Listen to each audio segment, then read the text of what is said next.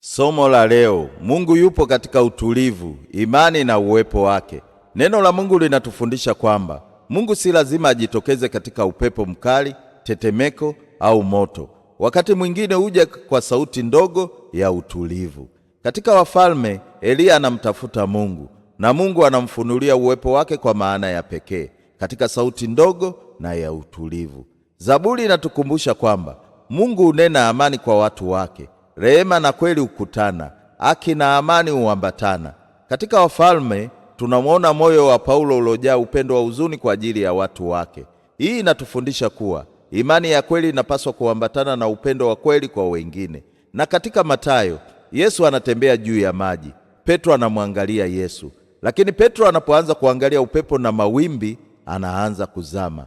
Yesu anamshika na kumwambia, ewe mwenye imani haba, mbona uliona shaka? Ujumbe wa leo: usiangalie ukubwa wa dhoruba, mtazame Yesu. Usitafute Mungu katika kelele pekee, msikilize hata katika utulivu.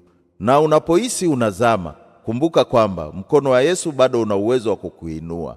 Bwana, tuongozee imani, utupe moyo wa kusikia sauti yako katika utulivu, na utusaidie kumtazama Yesu hata katikati ya mawimbi. Amin.